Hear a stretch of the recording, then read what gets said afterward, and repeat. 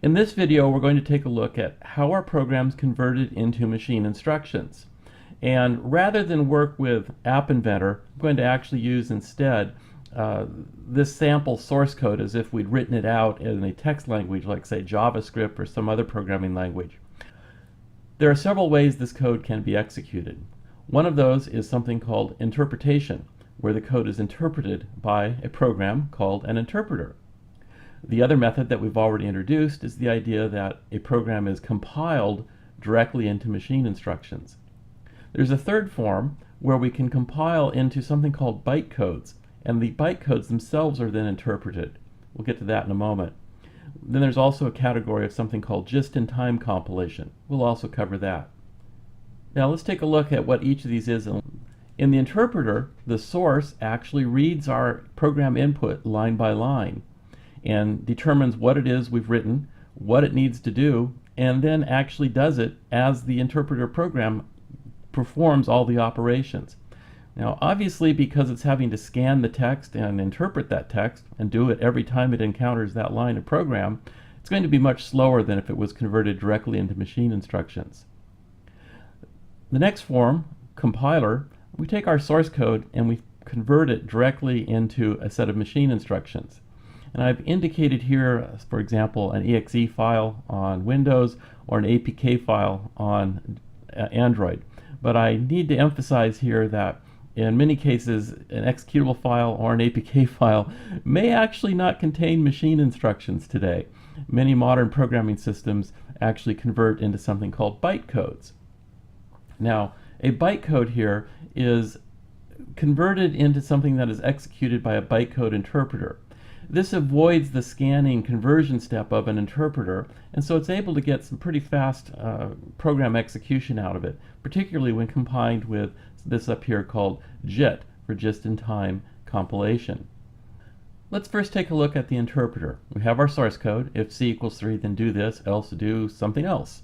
The interpreter is a program, and it's going to read this text that we've written here, determine what it means through a process, something called lexical and syntax analysis, and also another thing called semantic analysis, decides what each statement should have done to make the program execute, and then it actually has high-level code there to implement each of the functions that we're doing in that program.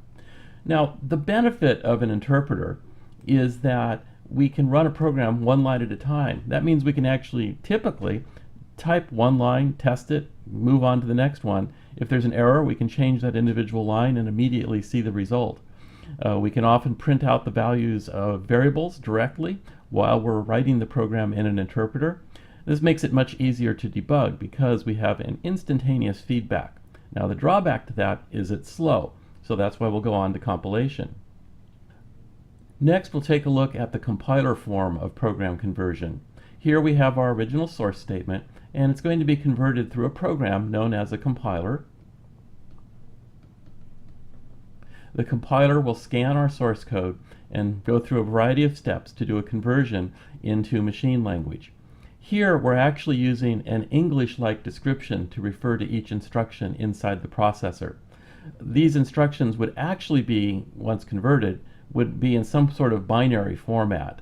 And so this representation that we have at left with English-like commands, move R1, C, move R2, 3, and so forth, are actually not what we end up with the machine instructions, but this is known by another term called an assembly language. And in an assembly language, we use a kind of a high-level description for each of the binary instructions. Obviously, if we wanted to write our assembly language program ourselves, this would be much easier than trying to figure out the binary conversion ourselves. So we don't do it that way. We normally represent our machine instructions in this sort of high-level language like this.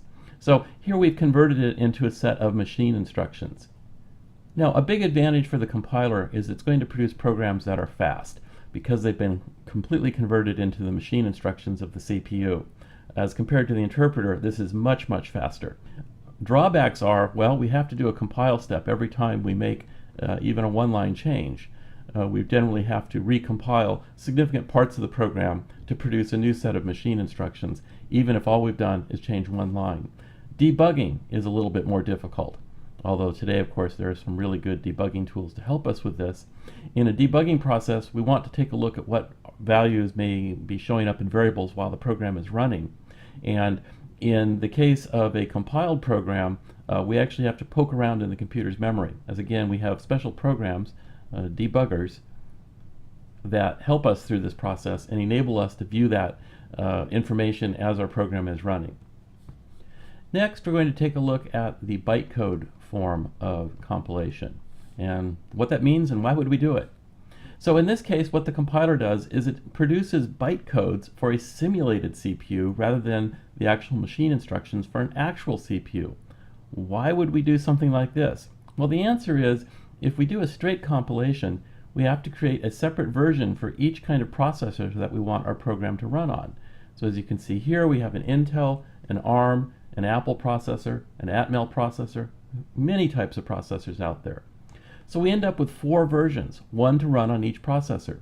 So the question then is, how might we have one compiled program that can run on all these different processors? And the answer to that is going to be with bytecodes. Okay, so we're going to continue now with this idea of bytecodes and what that means. Well, what we're going to do is we're going to compile the bytecodes for a pseudo machine. Okay, this is basically, a made-up CPU. It's not a real piece of hardware necessarily. Then what we do is we write a program to simulate the pseudo machine. So it's basically a program that is going to simulate and execute each of the instructions for our fictitious piece of hardware. We do this for each one of the processors that we want our program to run on. So we create a pseudo machine or bytecode interpreter for our Intel, ARM, Apple, Atmel, Snapdragon, all the different processors that we have out there which we want to have our program run on.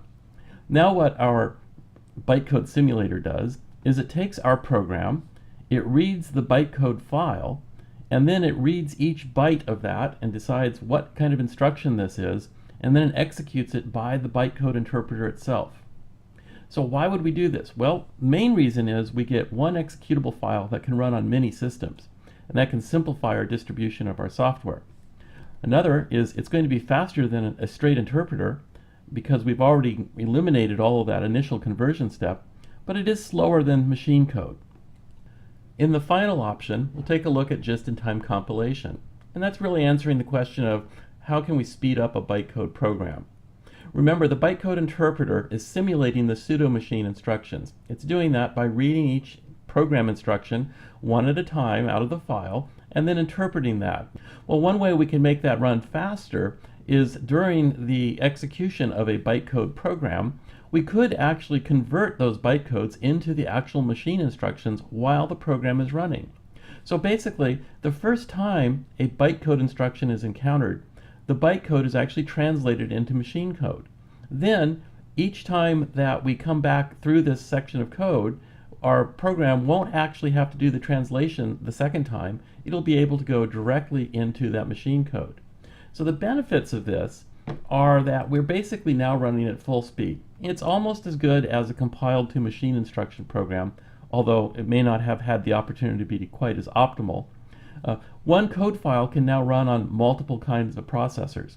There's some other advantages to using this format, which can include such things as security and memory checks that can be harder to do in a machine code program. So we actually see the pseudo machine concept used in Java programming. We see it used in C# programming and other languages as well. So that's our introduction to how languages are converted into machine instructions.